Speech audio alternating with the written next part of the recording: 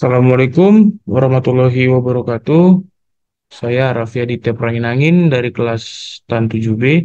Di sini saya akan membuat video penjelasan tentang beberapa undang-undang untuk memenuhi mata kuliah Teknologi Informasi Penyuluhan Pertanian. Baik, langsung saja untuk undang-undang yang saya akan jelaskan pertama itu adalah Undang-Undang Nomor 13 Tahun 2016 tentang paten. Pertama, apa itu paten? Paten adalah hak eksklusif yang diberikan oleh negara kepada inventor atau penemu untuk menguasai suatu invensi. Hak ini berlaku selama 20 tahun dan memberikan perlindungan hukum terhadap penggunaan, produksi, dan penjualan invensi tanpa izin.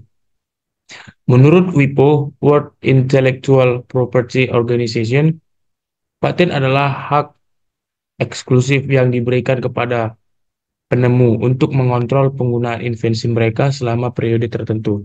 Biasanya 20 tahun. Paten bertujuan untuk mendorong inovasi dengan memberikan insentif kepada penemu dan menurut Riyadi 2020.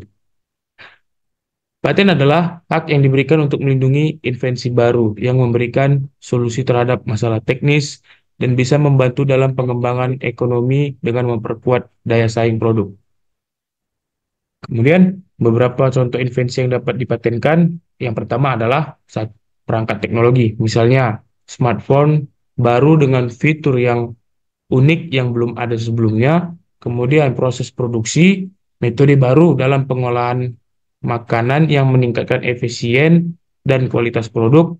Kemudian yang ketiga ada alat medis, invensi seperti alat bedah yang dirancang untuk meningkatkan keselamatan pasien.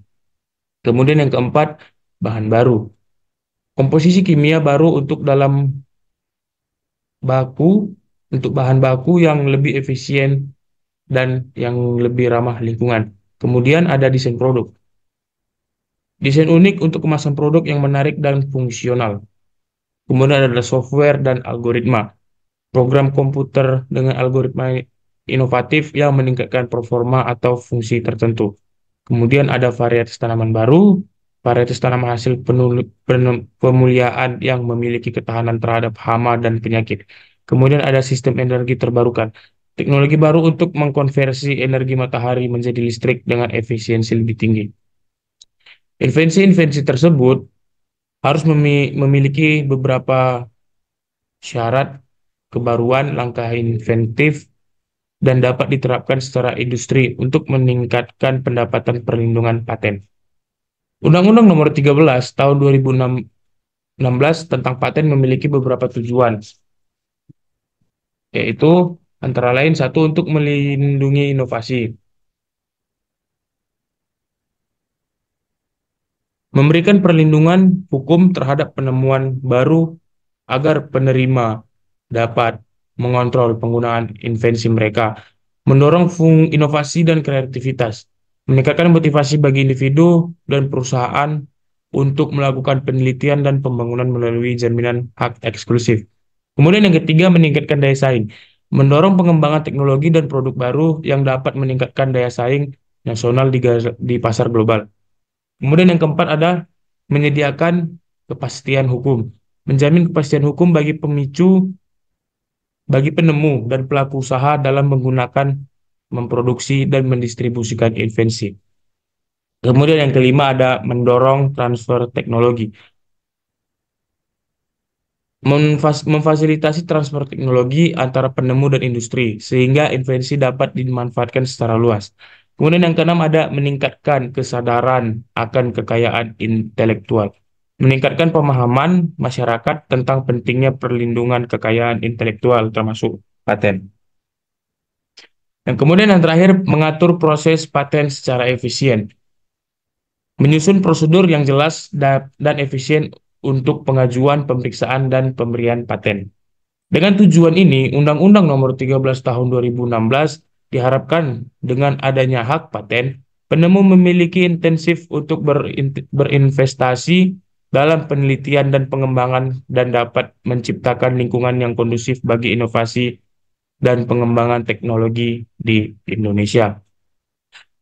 Adapun langkah-langkah untuk mendaftarkan paten, yaitu yang pertama, persiapan dokumen. Membuat deskripsi rinci tentang invensi termasuk cara kerjanya dan apa manfaatnya. Kemudian tentukan klaim yang menjelaskan aspek-aspek yang ingin dilindungi. Kemudian sertakan ilustrasi atau gambar jika perlu untuk menjelaskan invensi. Kemudian yang kedua itu ada pencarian awal. Maksudnya itu adalah lakukan pencarian untuk memastikan bahwa invensi Anda belum dipatenkan oleh orang lain. Ini dapat dilakukan melalui database paten. Kemudian yang ketiga ada pengisian formulir permohonan. Isi formulir permohonan paten yang disediakan oleh Direktorat Jenderal Kekayaan Intelektual atau DJKI di Indonesia. Kemudian adalah yang keempat ada pengajuan permohonan.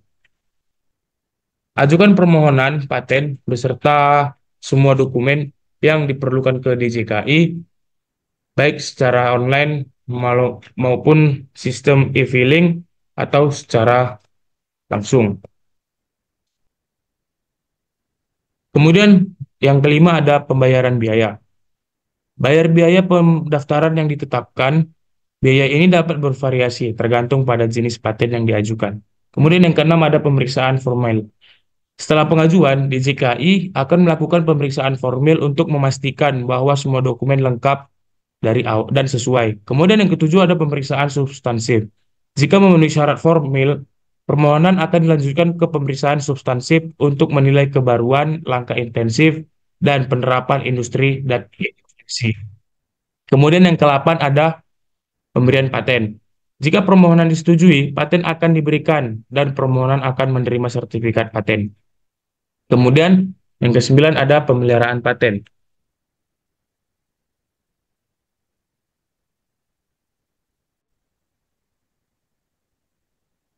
Yang ketujuh ada pemeriksaan substansif. Jika memenuhi syarat formil, permohonan akan dilanjutkan ke pemeriksaan substansif untuk menilai kebaruan, langkah inventif, dan penerapan industri dan invensi.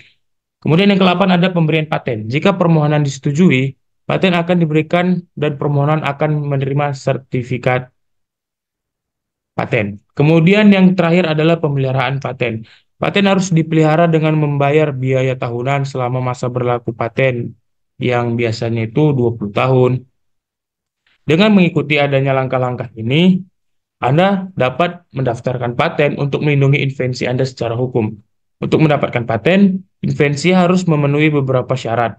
Invensi tidak boleh sama dengan yang sudah ada sebelumnya. Kemudian invensi harus memiliki langkah inventif yang tidak obvious bagi seseorang yang ahli di bidangnya. Kemudian invensi harus dapat diterapkan dalam industri. Sebagai pemegang paten, ada hak dan kewajiban yang harus dipenuhi. Beberapa hak yang harus dipenuhi untuk pemegang paten. Yang pertama ada hak eksklusif. Maksud dari hak eksklusif ini adalah memiliki hak untuk memproduksi, menggunakan, dan menjual invensi selama masa berlakunya paten. Kemudian yang kedua, larangan penggunaan tanpa izin. Berhak melarang pihak lain menggunakan, memproduksi, atau menjual invensi tanpa izin. Kemudian yang tiga ada kepemilikan lisensi. Dapat memberikan lisensi kepada pihak lain untuk menggunakan invensi baik secara eksklusif maupun non-eksklusif. Kemudian yang keempat ada perlindungan hukum. Berhak mendapatkan perlindungan hukum jika ada pelanggaran terhadap hak paten mereka. Kemudian yang terakhir ada penerimaan royalti. Maksudnya itu adalah berhak menerima royalti atau imbalan dari pihak yang menggunakan invensi berdasarkan kesepakatan lisensi. Kemudian kewajiban pemegang paten itu adalah pemeliharaan paten. Kewajiban untuk membayar biaya tahunan agar paten tetap berlaku selama masa perlindungan. Kemudian yang kedua ada pengungkapan invensi. Harus mengungkapkan invensi secara jelas dalam permohonan untuk memberikan informasi kepada publik. Kemudian yang ketiga adalah patuh terhadap ketentuan hukum. Mematuhi semua ketentuan hukum yang berlaku terkait dengan pengelolaan hak paten. Kemudian yang keempat ada menjaga kerahasiaan. Jika ada informasi yang bersifat rahasia, pemegang paten harus menjaga kerahasiaan tersebut sampai invensi dipublikasikan atau dipatenkan. Kemudian yang terakhir ada melindungi hak paten. Kewajiban untuk melindungi hak paten dari pelanggaran termasuk mengambil tindakan hukum jika diperlukan. Dengan memahami hak dan kewajiban ini, pemegang paten dapat mengelola hak kekayaan intelektual mereka dengan lebih baik. Jika hak paten dilanggar, ada sanksi dan penegakan hukum yang berlaku. Terhadap pelanggar bisa dikenakan sanksi administratif berupa denda, dan untuk pelanggaran berat seperti pemalsuan biasa dikenakan sanksi pidana. Prinsip dari Undang-Undang Nomor 13 Tahun 2016 tentang Paten yang pertama ada satu, kebaruan. Invensi harus baru dan belum pernah dipublikasikan atau dipatenkan sebelumnya. Kemudian yang kedua adalah langkah insentif, invensi harus mengandung langkah inventif yang menunjukkan perbedaan yang signifikan dari pengetahuan yang sudah ada. Kemudian yang ketiga ada keterapan industri. Invensi harus dapat diterapkan di bidang industri. Artinya dapat diproduksi atau digunakan dalam praktik. Kemudian yang keempat ada transparansi. Proses pendaftaran paten harus dilakukan secara terbuka dan transparan sehingga masyarakat dapat mengakses informasi terkait. Kemudian yang kelima ada keadilan. Pemberian hak paten harus dilakukan secara adil tanpa diskriminasi, memberikan kesempatan yang sama bagi semua penemunya.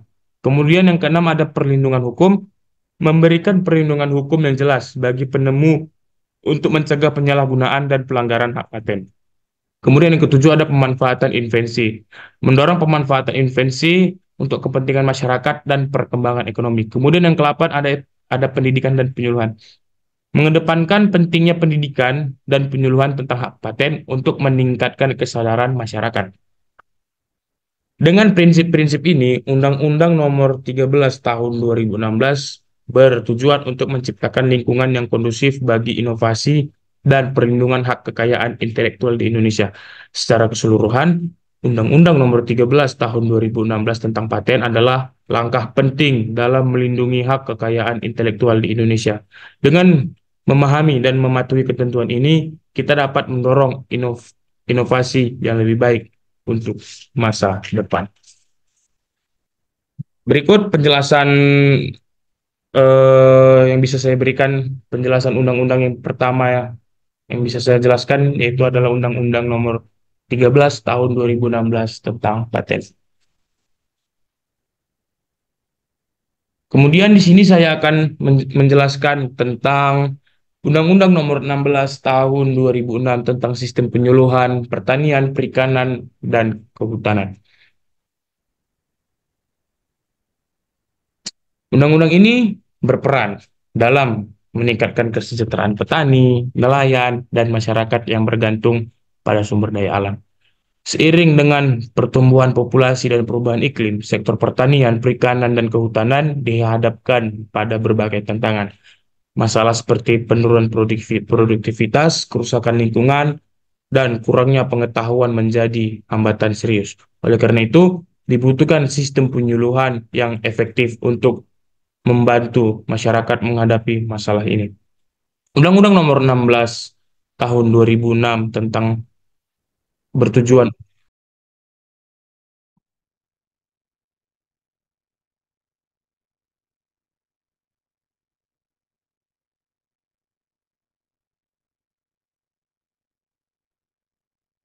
Baik, akan saya lanjutkan. Undang-Undang Nomor 16 Tahun 2006 yaitu bertujuan untuk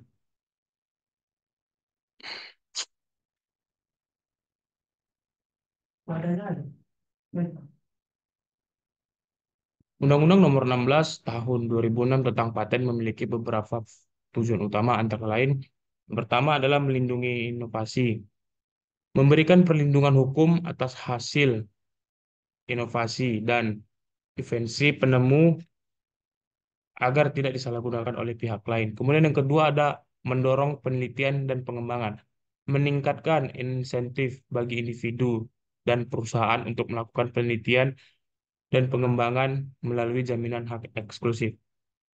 Kemudian yang ketiga, meningkatkan daya saing nasional, mendorong pengembangan teknologi dan produk baru yang dapat meningkatkan daya saing Indonesia di tingkat global. Kemudian yang keempat ada menjamin kepastian hukum, memberikan kepastian hukum bagi penemu dan pelaku usaha dalam menggunakan dan mengkomersialkan invensi. Kemudian yang ketujuh ada mendukung transfer teknologi, memfasilitasi transfer teknologi dan inovasi keindustrian, sehingga invensi dapat dimanfaatkan secara luas. Kemudian yang ke-8 ada mengatur proses paten secara efisien, menyusun prosedur yang jelas dan efisien untuk pengajuan, pemeriksaan, dan pemberian paten. Kemudian yang ketujuh ada meningkatkan kesadaran dan hak kekayaan intelektual.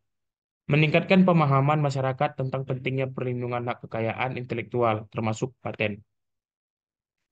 Dengan tujuan ini, Undang-Undang Nomor 16 Tahun 2006 diharapkan dapat menciptakan lingkungan yang mendukung inovasi dan pengembangan teknologi di Indonesia. Selanjutnya, mari kita bahas pokok-pokok pengaturan yang ada dalam undang-undang ini.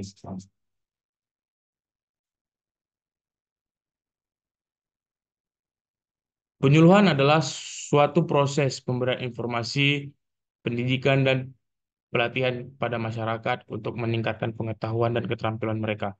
Sistem penyuluhan mencakup berbagai lembaga seperti Dinas Pertanian, Dinas Perikanan, dan Dinas Kehutanan. Masing-masing lembaga memiliki tugas untuk menyebar informasi dan memberikan bimbingan kepada masyarakat. Penyuluh memiliki peran penting dalam memberikan informasi terkini, teknologi baru, dan praktik terbaik kepada petani dan nelayan. Mereka juga berfungsi sebagai mediator antara pemerintahan dan masyarakat. Berbagai metode digunakan dalam penyuluhan seperti pelatihan langsung, demonstrasi lapangan, dan penggunaan media informasi. Hal ini bertujuan untuk memudahkan masyarakat dalam memahami materi yang disampaikan. Partisipasi masyarakat sangat penting dalam sistem penyuluhan. Masyarakat diajak untuk terlibat aktif dalam proses penyuluhan, sehingga mereka merasa memiliki dan bertanggung jawab terhadap program yang dijalankan. Evaluasi dilakukan untuk mengukur keberhasilan program penyuluhan. Feedback dari masyarakat sangat penting untuk perbaikan program di masa depan. Mari kita lihat bagaimana implementasi Undang-Undang Nomor 16 Tahun 2006 di lapangan. Contoh program penyuluhan. Banyak program penyuluhan yang telah dilaksanakan seperti penyuluhan tentang budidaya padi yang berhasil meningkatkan hasil panen di berbagai daerah. Tantangan dan implementasinya, namun masih ada tantangan yang dihadapi seperti kurangnya penyuluh yang terlatih dan minimnya anggaran untuk melakukan kegiatan penyuluhan. Kemudian solusi dan rekomendasi. Penting untuk kita meningkatkan kapasitas penyuluh melalui pelatihan dan memperkuat jaringan informasi agar penyuluh dapat berjalan lebih efektif.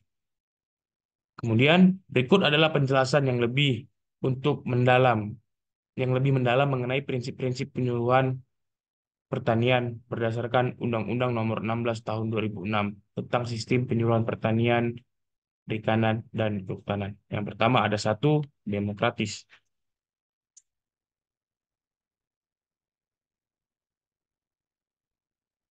Penyuluhan pertanian harus dilaksanakan dengan prinsip demokrasi, yang berarti semua pihak, termasuk pemerintah, penyuluh, pelaku utama, yaitu petani, nelayan, dan masyarakat, memiliki hak untuk menyampaikan pendapat dan berpartisipasi dalam proses penyuluhan.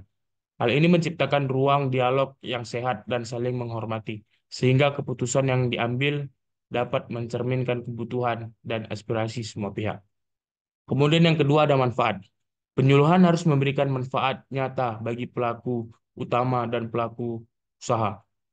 Ini mencakup meningkatkan pengetahuan, keterampilan, dan perubahan perilaku yang dapat meningkatkan produktivitas dan pendapatan mereka. Penyuluhan yang efektif harus mampu menjawab tantangan yang dihadapi oleh pelaku utama dalam usaha mereka, sehingga mereka dapat meningkatkan kesejahteraan dan kualitas hidup. Kemudian yang ketiga ada kesetaraan. Prinsip kesetaraan menekankan bahwa Semua pelaku dalam penyuluhan harus diperlakukan sebagai mitra yang setara. Penyuluh tidak hanya berperan sebagai pemberi informasi, tetapi juga sebagai fasilitator yang mendengarkan dan menghargai masukan dari pelaku utama. Hal ini penting untuk menciptakan hubungan yang saling menguntungkan dan menghindari dominasi satu pihak dari pihak yang lainnya. Kemudian yang keempat ada keterpaduan. Penyuluhan harus dilaksanakan secara terpadu, yang berarti bahwa semua kegiatan penyuluhan harus saling terkait dan mendukung satu sama lain. Keterpaduan ini mencakup integrasi antara berbagai sektor seperti pertanian, perikanan, dan kehutanan, serta antara pemerintahan, masyarakat, dan sektor swasta. Dengan cara ini, penyuluhan dapat lebih efektif dalam mencapai tujuan pembangunan yang berkelanjutan. Kemudian yang kelima ada keseimbangan.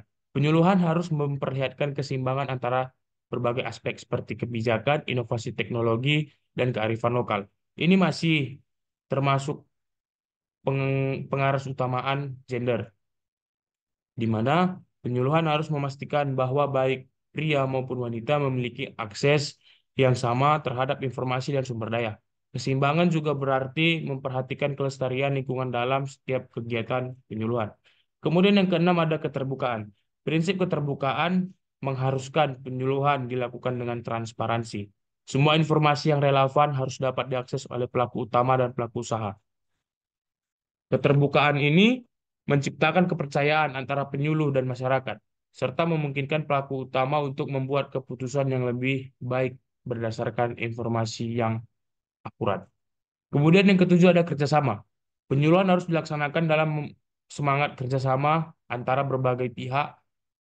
Hal ini mencakup kolaborasi antara pemerintah, lembaga swasta, organisasi non-pemerintah, dan masyarakat. Kerjasama ini sangat penting untuk mengoptimalkan sumber daya yang ada dan menciptakan sinergi dalam mencapai tujuan penyuluhan. Kemudian yang kelima ada yang kemudian yang kedelapan ada partisipatif. Penyuluhan harus melibatkan pelaku utama dan pelaku usaha secara aktif dalam setiap tahap, mulai dari perencanaan hingga evaluasi. Dengan melibatkan mereka, penyuluhan dapat lebih relevan dan sesuai dengan kebutuhan nyata di lapangan. Partisipasi ini juga meningkatkan rasa memiliki dan tanggung jawab pelaku utama terhadap program penyuluhan. Kemudian yang kesembilan ada kemitraan. Prinsip kemitraan pentingnya hubungan saling menghargai dan saling menguntungkan antara penyuluh dan pelaku utama. Penyuluh harus berperan sebagai mitra yang mendukung pelaku utama dalam mengembangkan usaha mereka, bukan hanya sebagai penyampai informasi. Kemitraan ini juga mencakup dukungan dari berbagai pihak, termasuk lembaga pemerintah dan swasta. Kemudian yang ke-10 ada keberlanjutan.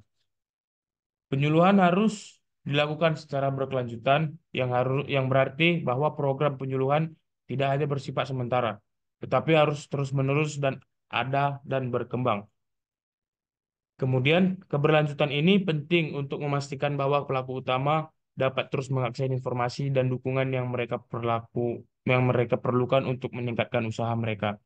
Kemudian yang ke-11 ada berkeadilan. Penyuluhan harus memberikan kesempatan yang sama kepada semua pelaku utama tanpa melihat latar belakang sosial, ekonomi, dan gender. Prinsip berkeadilan ini memastikan bahwa semua pihak dapat memperoleh manfaat dari penyuluhan secara profesional sesuai dengan kebutuhan dan kondisi mereka. Kemudian yang ke-12 ada pemetaan. Penyuluhan harus dilakukan secara merata di seluruh wilayah sehingga tidak ada daerah atau kelompok masyarakat yang terlindungi atau terabaikan. Pemerataan ini penting untuk memastikan bahwa semua pelaku utama dapat memperoleh akses yang sama terhadap informasi dan sumber daya. Kemudian yang terakhir ada bertanggung jawab. Penyuluhan harus dipertanggungjawabkan kepada masyarakat. Penyuluh harus dapat menjelaskan dan mempertanggungjawabkan kegiatan penyuluhan yang telah dilakukan, serta memastikan bahwa kegiatan tersebut sesuai dengan peraturan dan peraturan yang berlaku. Sebagai kesimpulan, Undang-Undang Nomor 16 Tahun 2006 memiliki peran krusial dalam mengembangkan sektor pertanian, perikanan, dan kehutanan. Dengan sistem penyuluhan yang efektif, diharapkan masyarakat dapat lebih mandiri dan berdaya dalam mengelola sumber daya alam. Terima kasih telah menyaksikan penjelasan sedikit dari saya. Mari kita dukung upaya penyuluhan agar sektor pertanian, perikanan, dan kehutanan di Indonesia semakin maju dan berkembang. Mungkin itu saja penjelasan singkat saya tentang Undang-Undang Nomor 16 Tahun 2006 tentang Sistem Penyuluhan Pertanian, Perikanan, dan Kehutanan.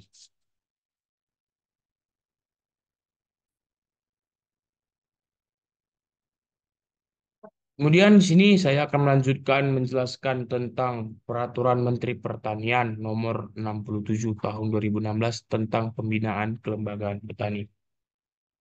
Baik, selamat datang di video di penjelasan kali ini yang menjadi landasan penting dalam pembinaan kelembagaan petani di Indonesia.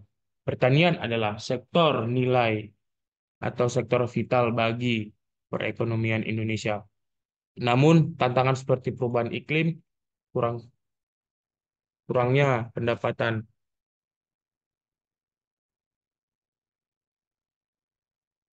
Pertanian adalah sektor vital bagi perekonomian Indonesia. Namun, tantangan seperti perubahan iklim, kurangnya akses informasi, dan teknologi menjadi penghalang bagi petani. Oleh karena itu, pemerintah perlu memberi perhatian khusus untuk membina kelembagaan petani. Peraturan Menteri Pertanian Nomor 67 Tahun 2016 memiliki beberapa tujuan penting, antara lain yang pertama, meningkatkan kualitas penyuluhan. Meningkatkan efektivitas dan kualitas penyuluhan pertanian untuk mendukung peningkatan produktivitas dan kesejahteraan petani. Kemudian yang kedua ada memberdayakan petani, memberikan pengetahuan dan keterampilan kepada petani agar mampu mengelola usaha tani dengan baik dan mandiri. Mendorong inovasi pertanian, mendorong penyebaran teknologi dan inovasi dalam praktik pertanian untuk meningkatkan hasil pertanian. Kemudian meningkatkan akses informasi, memastikan petani memiliki akses yang baik terhadap informasi mengenai pasar, teknologi, praktik pertanian terbaik. Kemudian mengembangkan sistem penyuluhan yang terintegrasi, mengembangkan sistem penyuluhan yang melibatkan berbagai pihak, termasuk pemerintah, swasta, dan lembaga masyarakat. Kemudian meningkatkan ketahanan pangan, mendukung upaya pemerintah dalam mencapai ketahanan pangan yang melalui peningkatan produksi pertanian. Peraturan Menteri Pertanian Nomor 67 Tahun 2016 tentang penyuluhan pertanian mencakup beberapa aspek penting, antara lain yang pertama, penyuluhan pertanian terintegrasi. Penyuluhan harus melibatkan berbagai stakeholders, termasuk pemerintah, akademisi, dan lembaga swadaya masyarakat, untuk menciptakan sinergi dalam penyuluhan. Kemudian yang kedua, pendekatan berbasis kebutuhan. Penyuluhan dirancang berdasarkan kebutuhan dan karakteristik petani, sehingga lebih relevan dan efektif dalam meningkatkan pengetahuan dan keterampilan. Kemudian yang ketiga ada pengembangan sumber daya manusia, pelatihan dan peningkatan kapasitas penyuluh pertanian agar dapat memberikan informasi dan bimbingan yang berkualitas kepada petani. Kemudian yang keempat adalah penggunaan teknologi informasi, memanfaatkan teknologi informasi dan komunikasi untuk menyebarkan informasi pertanian dan mempermudah akses petani terhadap pengetahuan terbaru. Kemudian ada partisipasi petani, mendorong partisipasi aktif petani dalam proses penyuluhan sebagai mereka sehingga mereka merasa memiliki dan bertanggung jawab atas keberhasilan usaha tani. Kemudian yang keenam ada monitoring dan evaluasi. Menetapkan mekanisme untuk membantu dan mengevaluasi efektivitas program penyuluhan agar terus dapat diperbaiki dan disesuaikan dengan kondisi di lapangan. Kemudian yang ketujuh ada ketahanan pangan.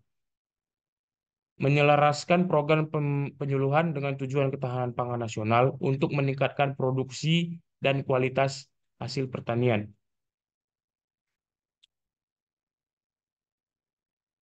Aspek-aspek ini bertujuan untuk menciptakan sistem penyuluhan pertanian yang lebih efektif.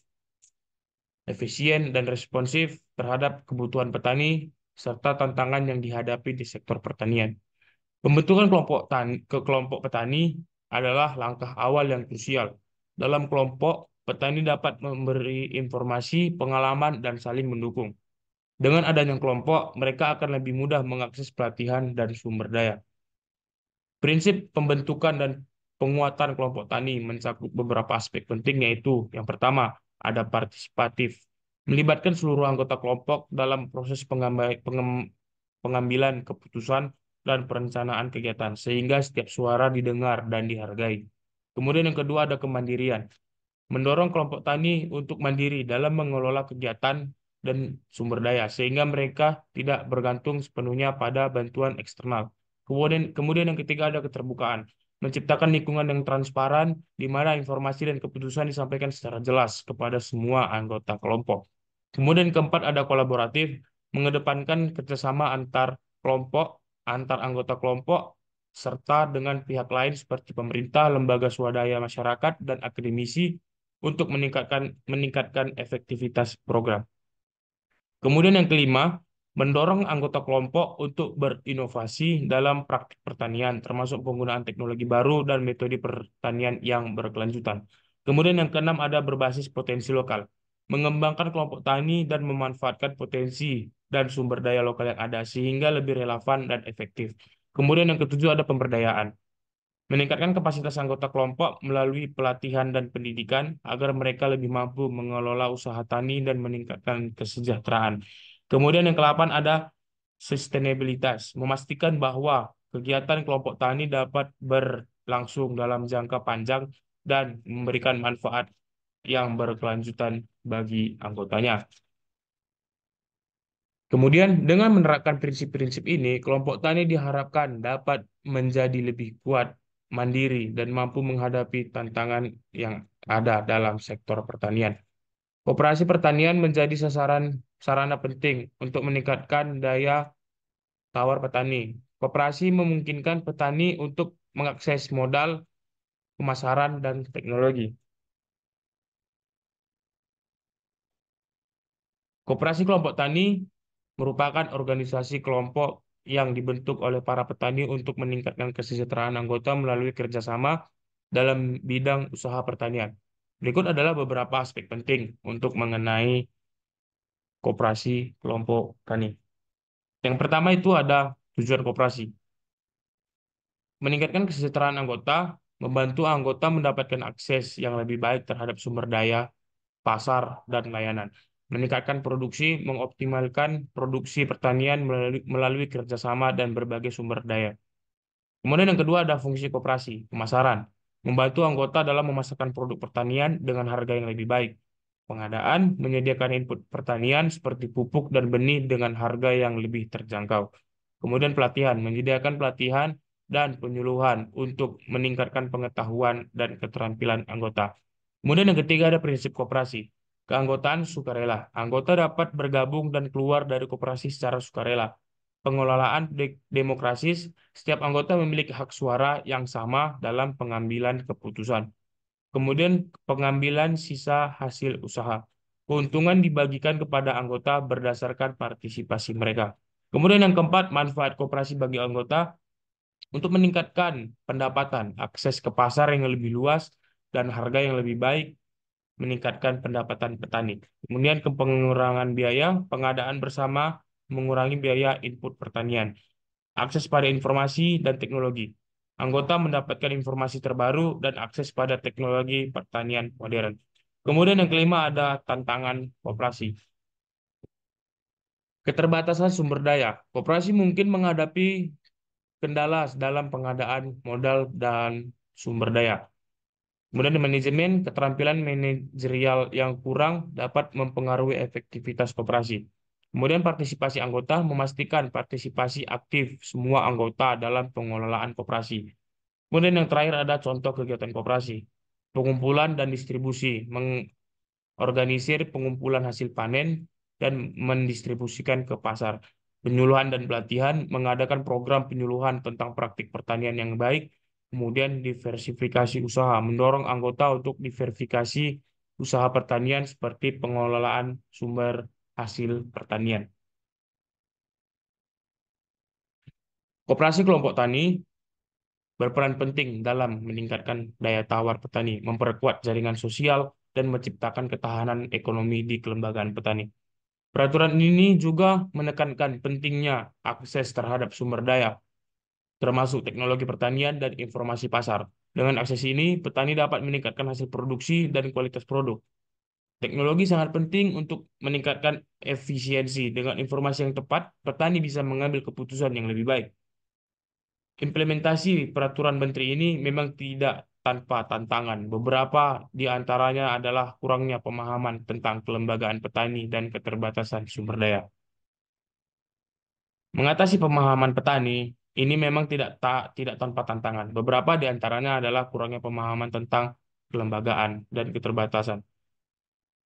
Mengatasi pemahamannya dapat dilakukan secara beberapa cara. Kemudian yang pertama, pendidikan dan penyuluhan. Pelatihan reguler, mengadakan pelatihan tentang kelembagaan petani termasuk manfaat dan fungsi kelembagaan. Kemudian dengan cara workshop dan seminar, menyelenggarakan workshop yang melibatkan ahli dan praktisi untuk berbagi pengetahuan. Kemudian yang kedua ada pendekatan partisipatif, diskusi kelompok, mengadakan forum diskusi di antara petani untuk berbagi pengalaman dan pemahaman tentang kelembagaan. Kemudian keterlibatan dalam pengambilan keputusan, mengajak petani berpartisipasi dalam pengambilan keputusan di tingkat kelembagaan. Kemudian yang ketiga ada penyampaian informasi yang jelas. Materi edukasi yang mudah dipahami, menyediakan materi edukasi dalam bahwa yang sederhana, bahasa yang sederhana dan mudah dipahami seperti brosur atau video. Kemudian studi kasus, menggunakan studi kasus dari kelompok tani yang sukses untuk menunjukkan manfaat kelembagaan. Kemudian yang keempat ada penggunaan teknologi, platform digital. Contohnya, memanfaatkan aplikasi atau media sosial untuk menyebarkan informasi dan edukasi mengenai kelembagaan petani. Kemudian ada webinar dan e-learning, mengadakan sesi pembelajaran online yang dapat diakses oleh petani di mana saja.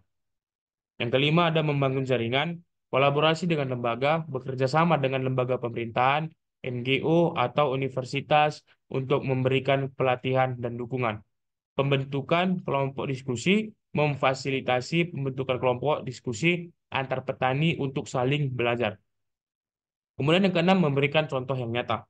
Demonstrasi praktis, mengadakan demonstrasi tentang bagaimana kelembagaan dapat meningkatkan kesejahteraan petani. Kemudian ada program mentoring, menghubungkan petani dengan mentor yang berpengalaman dalam pengelolaan kelembagaan. Kemudian yang ketujuh ada monitoring dan evaluasi. Feedback dari petani, mengumpulkan umpan balik dari petani tentang pemahaman mereka dan melakukan penyesuaian program jika diperlukan. Melakukan evaluasi berkala untuk menilai efektivitas program edukasi dan penyuluhan.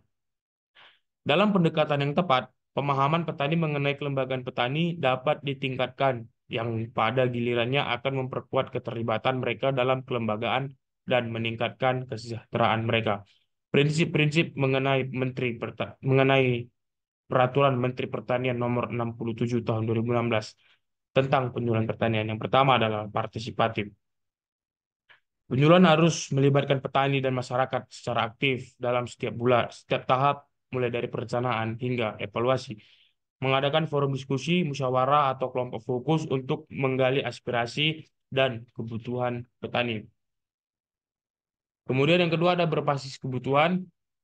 Program penyuluhan dirancang berdasarkan kebutuhan spesifik petani, bukan sekedar teori atau program umum. Melakukan survei atau analisis situasi yang memahami tantangan dan kebutuhan real di lapangan. Penyuluhan yang dilakukan harus relevan dengan kondisi lokal. Kemudian yang ketiga ada inklusif. Memastikan bahwa semua kelompok petani, termasuk perempuan, pemuda, dan petani marginal, mendapatkan akses yang setara terhadap layanan penyuluhan.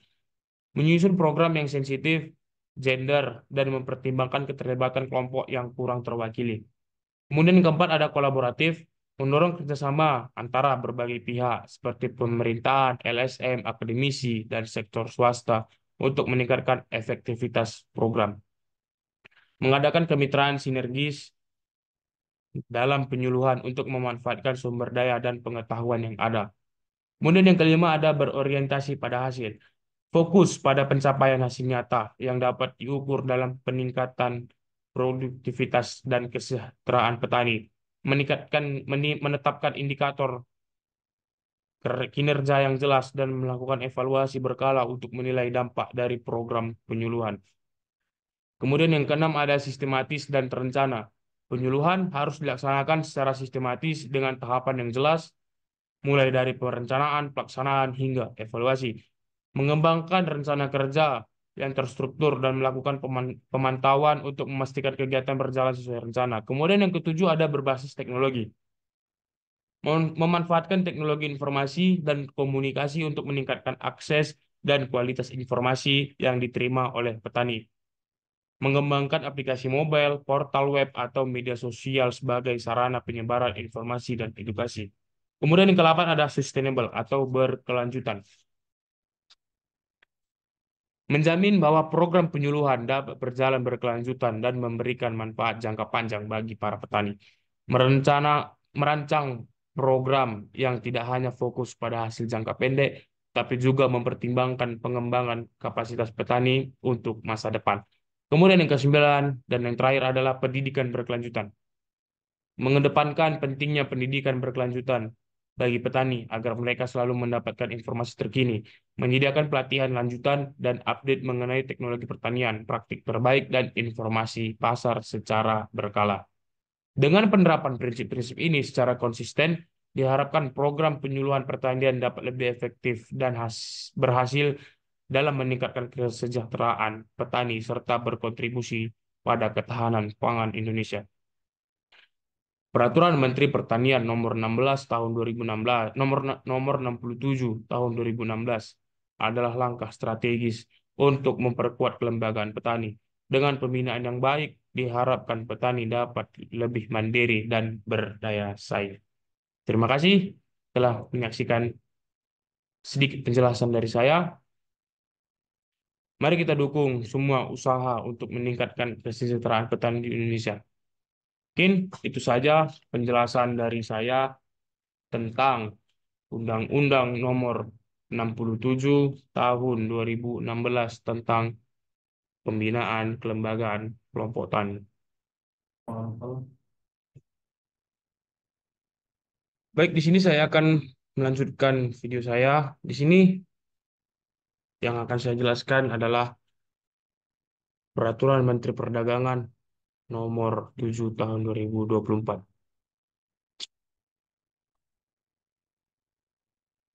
Perdagangan internasional adalah salah satu pilar penting bagi perekonomian Indonesia. Dengan adanya peraturan yang jelas, diharapkan proses impor dapat lebih teratur dan transparan. Peraturan ini bertujuan untuk menjawab tantangan yang dihadapi dalam perdagangan global, termasuk fluktuasi pasar dan kebutuhan yang tertentu. Peraturan ini sangat penting untuk menciptakan iklim perdagangan yang sehat. Dengan adanya perubahan ini diharapkan akan ada peningkatan efisiensi dalam proses impor. Peraturan Menteri Perdagangan Nomor 7 Tahun 2024 ini memiliki beberapa poin penting yang perlu kita ketahui. Mari kita ulas satu persatu. Perubahan ini bertujuan untuk meningkatkan efektivitas pengaturan dan kebijakan impor agar lebih responsif terhadap dinamika pasar. Peraturan Menteri Perdagangan Nomor 7 Tahun 2024 tentang ketentuan umum di bidang perdagangan memiliki beberapa tujuan yang sama atau tujuan yang utama antara lain yang pertama meningkatkan keteraturan perdagangan, menyusun kerangka regulasi yang jelas untuk mendorong keteraturan dalam melaksanakan kegiatan perdagangan. Kemudian yang kedua adalah melindungi konsumen, menjamin perlindungan hak-hak konsumen melalui pengaturan yang transparan dan akuntabel terkait barang dan jasa yang diperdagangkan. Kemudian yang ketiga ada mendukung kegiatan usaha, memberikan kemudahan dan kepastian hukum bagi pelaku usaha dalam menjalankan kegiatan perdagangan, sehingga dapat meningkatkan daya saing. Kemudian yang keempat ada meningkatkan kualitas produk, mendorong pelaku usaha untuk memenuhi standar kualitas dan keamanan produk yang diperdagangkan demi kepuasan konsumen. Kemudian yang kelima ada meningkatkan transparansi dan akuntabilitas. Mewajibkan pelaku usaha untuk menyediakan informasi yang jelas dan benar mengenai barang dan jasa yang ditawarkan. Kemudian yang keenam ada pengembangan sistem perdagangan yang berkelanjutan. Mendorong praktik perdagangan yang berkelanjutan dan ramah lingkungan, serta memperhatikan aspek sosial dalam perdagangan. Kemudian yang ketujuh ada memperkuat kerjasama antar instansi, meningkatkan koordinasi dan kerjasama antara berbagai instansi pemerintah dalam pengawasan dan penegakan hukum di bidang pertanian. Kemudian yang kedelapan ada pendidikan dan penyuluhan. Memberikan pendidikan dan penyuluhan kepada pelaku usaha dan konsumen mengenai hak dan kewajiban ini di bidang perdagangan. Dengan tujuan-tujuan tersebut, Peraturan Menteri Perdagangan Nomor 7 Tahun 2024 diharapkan dapat menciptakan iklim perdagangan yang sehat, adil, dan berkelanjutan di Indonesia. Kemudian ada ketentuan baru, ada penambahan ketentuan mengenai jenis barang yang dapat diimpor serta prosedur yang harus diikuti. Peraturan Menteri Perdagangan Nomor 7 Tahun 2024 mencakup beberapa ketentuan baru yang penting. Berikut adalah beberapa ketentuan baru yang dapat diidentifikasi. Yang pertama ada satu, pendaftaran pelaku usaha. Ketentuannya adalah pelaku usaha diwajibkan untuk mendaftar dan mendapatkan izin yang sesuai sebelum melakukan kegiatan perdagangan. Kemudian tujuannya meningkatkan transparansi dan akuntabilitas pelaku usaha di pasar. Kemudian yang kedua, standar kualitas dan keamanan produk. Ketentuannya yaitu penetapan standar baru untuk kualitas dan keamanan produk yang harus dipatuhi oleh semua pelaku usaha. Tujuannya yaitu melindungi konsumen dari produk yang tidak memenuhi standar. Kemudian yang ketiga, informasi produk yang wajib disampaikan. Ketentuannya yaitu pelaku usaha diwajibkan untuk menyampaikan informasi yang jelas dan akurat mengenai barang dan jasa, termasuk label dan deskripsi produk. Tujuannya yaitu meningkatkan kesadaran konsumen dan membantu mereka dalam pengambilan keputusan. Kemudian yang keempat ada pengawasan dan penegakan hukum. Ketentuannya yaitu meningkatkan mekanisme pengawasan dan penegakan hukum terhadap pelanggaran yang dilakukan oleh pelaku usaha. Tujuannya yaitu menjamin kepatuhan terhadap ketentuan yang berlaku dan memberikan sanksi bagi pelanggar. Kemudian yang kelima ada penyuluhan dan edukasi. Ketentuannya yaitu program penyuluhan dan edukasi bagi pelaku usaha dan konsumen mengenai baik dan kewajiban mereka di bidang perdagangan. Kemudian tujuannya itu adalah meningkatkan pemahaman dan kesadaran di antara pelaku usaha dan konsumen. Kemudian yang keenam ada praktik perdagangan berkelanjutan. Ketentuannya yaitu mendorong praktik perdagangan yang berkelanjutan dengan mempertimbangkan aspek lingkungan dan sosial. Tujuannya yaitu mewujudkan perdagangan yang tidak hanya menguntungkan secara ekonomi, tetapi juga ramah lingkungan. Kemudian yang ketujuh adalah digitalisasi perdagangan. Ketentuannya yaitu memfasilitasi penggunaan platform digital dalam kegiatan perdagangan termasuk e-commerce. Tujuannya yaitu mendorong inovasi dan efisiensi dalam perdagangan modern. Kemudian yang kedelapan adalah koordinasi antar instansi. Ketentuannya yaitu memperkuat koordinasi antara instansi pemerintah untuk pengawasan dan penegakan hukum di bidang perdagangan. Tujuannya yaitu meningkatkan efektivitas dalam pengawasan dan penanganan masalah di sektor perdagangan.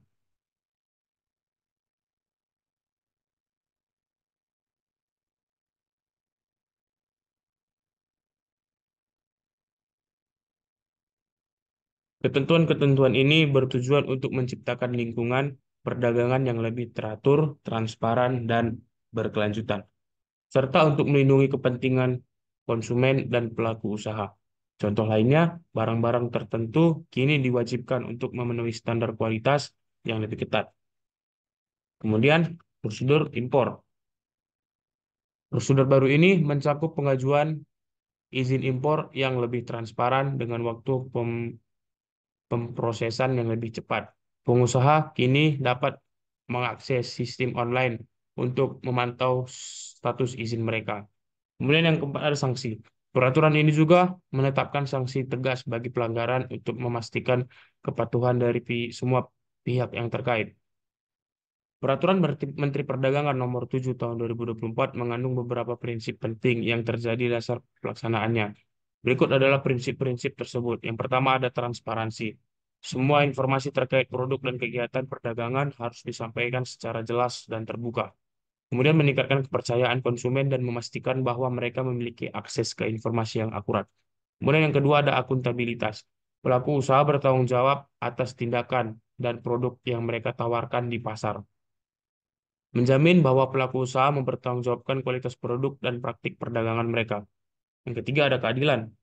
Menjamin perlakuan yang adil bagi semua pelaku usaha tanpa diskriminasi, menciptakan iklim perdagangan yang sehat dan berkompetisi secara adil.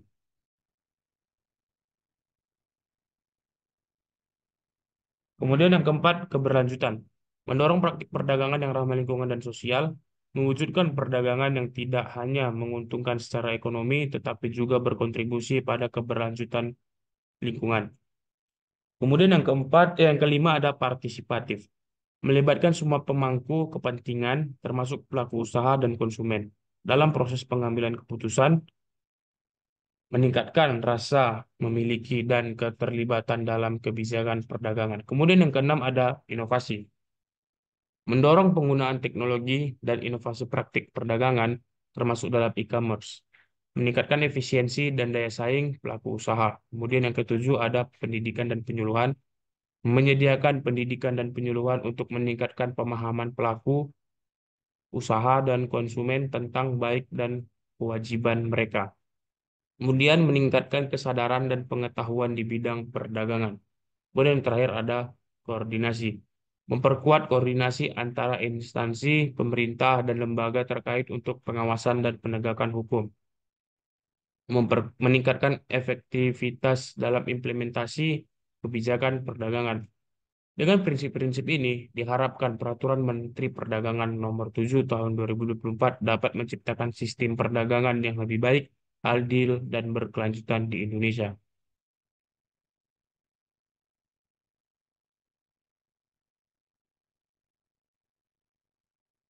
Kita dapat melihat bahwa peraturan baru ini memberikan dampak positif bagi pelaku usaha, meningkatkan efisiensi dan mengurangi birokrasi.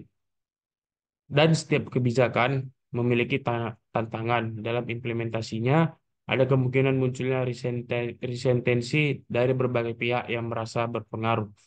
Kita perlu terus memantau dampak dari kebijakan ini. Edukasi bagi pengusaha dan pemangku kepentingan sangat penting untuk memastikan semua pihak memahami peraturan yang baru. Harapannya, dengan ada kebijakan ini, Indonesia dapat meningkatkan daya saing di pasar global dan menciptakan lingkungan perdagangan yang lebih baik. Kesimpulannya, Peraturan Menteri Perdagangan Nomor 7 Tahun 2024 merupakan langkah maju dalam pengaturan impor di Indonesia dengan ketentuan yang lebih jelas dan prosedur yang lebih efisien. Kita berharap dapat mendukung pertumbuhan ekonomi yang berkelanjutan. Terima kasih telah menyaksikan penjelasan dari saya. Berikut penjelasan saya tentang Peraturan Menteri Perdagangan Nomor 7 Tahun 2024. Terima kasih. Baik, di sini saya akan menjelaskan di sini saya akan menjelaskan undang-undang yang terakhir. Saya akan menjelaskan Undang-Undang Nomor 8 Tahun tahun 1999 tentang perlindungan konsumen sebagai undang-undang yang sangat penting untuk menciptakan keadilan dalam transaksi antara produsen dan konsumen. Tujuan utama dari Undang-Undang Nomor 8 Tahun 1999 adalah yang pertama yaitu melindungi hak konsumen, menjamin hak-hak konsumen untuk mendapatkan informasi yang jelas dan benar tentang barang dan jasa yang dikonsumsi. Kemudian yang kedua ada mendorong kesadaran konsumen, meningkatkan kesadaran masyarakat tentang hak dan kewajiban sebagai konsumen. Kemudian yang ketiga ada mewujudkan persaingan usaha yang adil, menciptakan iklim usaha yang sehat dan adil bagi produsen dan konsumen. Kemudian yang keempat ada meningkatkan kualitas barang dan jasa, mendorong produsen untuk menjaga kualitas dan keamanan barang dan jasa yang diperdagangkan. Kemudian yang kelima ada menyelesaikan sengketa, menyediakan mekanisme penyelesaian sengketa antara konsumen dan pelaku usaha secara efektif. Kemudian yang keenam ada memberdayakan konsumen, memberikan pengetahuan dan keterampilan kepada konsumen untuk membuat keputusan yang tepat dalam berbelanja. Dengan tujuan undang-undang dengan tujuan-tujuan tersebut, UU Nomor 8 Tahun 1999 berupaya menciptakan hubungan yang harmonis antara konsumen dan pelaku usaha serta menjamin kepentingan konsumen dalam perekonomian. Undang-undang ini menetapkan beberapa hak dan kewajiban bagi konsumen. Yang pertama ada hak konsumen antara lain hak untuk mendapatkan informasi yang benar, jelas, dan jujur, hak untuk memilih barang atau jasa, hak untuk mendapatkan kompensasi, ganti rugi, atau pengganti. Sementara itu, kewajiban konsumen meliputi kewajiban untuk membaca informasi yang disediakan, kewajiban untuk menggunakan barang atau jasa dengan bijak,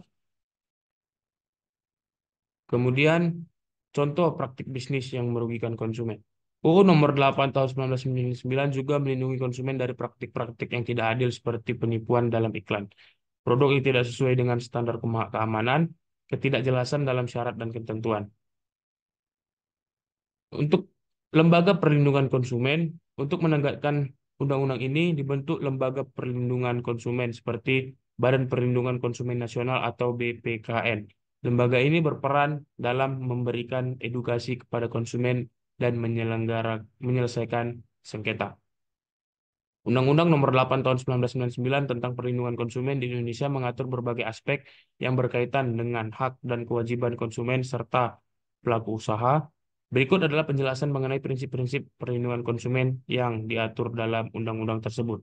Yang pertama ada kepastian hukum. Prinsip ini menekankan pentingnya adanya kepastian hukum bagi konsumen dalam bertransaksi. Konsumen berhak mendapatkan informasi yang jelas dan akurat mengenai barang dan jasa yang mereka beli. Hal ini mencakup informasi tentang spesifikasi, harga, dan cara penggunaan produk. Dengan adanya kepastian hukum, konsumen dapat mengambil keputusan yang lebih baik dan terhindar dari penipuan. Kemudian yang kedua ada keadilan. Perlindungan konsumen harus dilakukan dengan prinsip keadilan di mana konsumen berhak mendapatkan perlakuan yang adil dan dalam setiap transaksi. Kemudian ada kesehatan dan yang ketiga ada kesehatan dan keselamatan. Konsumen berhak mendapatkan barang atau jasa yang aman, tidak membahayakan kesehatan dalam keselamatan mereka. Kemudian yang keempat ada kualitas. Konsumen berhak mendapatkan barang atau jasa yang berkualitas sesuai dengan janjinya. Pelaku usaha memastikan bahwa produk mereka memenuhi standar kualitas yang ditetapkan. Kemudian yang kelima ada informasi.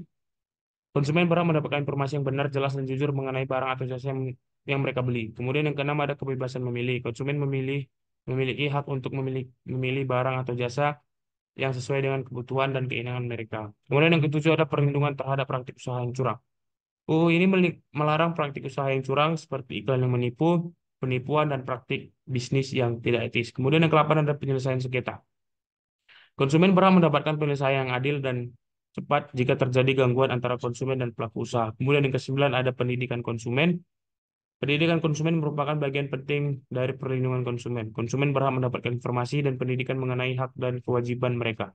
Kemudian yang ke-10 ada partisipasi masyarakat. Prinsip ini menekankan pentingnya partisipasi masyarakat dalam perlindungan konsumen. Konsumen sebagian dari masyarakat berhak untuk melibatkan dalam proses pengambilan keputusan yang berkaitan dengan perlindungan konsumen. Masyarakat juga berperan aktif dalam menguasai pelaksanaan perlindungan konsumen dan memberikan masukan kepada pemerintah. Dengan menerapkan prinsip perlindungan konsumen ini, konsumen diharapkan dapat terlindungi dari praktik bisnis yang merugikan dan dapat bertransaksi dengan aman, adil, dan nyaman. UU Nomor 8 Tahun 1999 menjadi landasan hukum yang penting dalam menciptakan lingkungan yang bermanfaat bagi konsumen dan pelaku usaha di Indonesia. Dengan adanya UU Nomor 8 Tahun 1999, diharapkan konsumen di Indonesia dapat terlindungi dan dari praktik bisnis yang merugikan. Sebagai konsumen, penting kita untuk mengetahui hak dan kewajiban kita agar dapat bertransaksi dengan aman. Mungkin berikut video penjelasan beberapa undang-undang dari saya. Mohon maaf jika ada salah kata. Jika ada salah kata saya mohon maaf. Di sini saya masih dalam proses pembelajaran. Saya akhiri. Assalamualaikum warahmatullahi wabarakatuh dan selamat malam.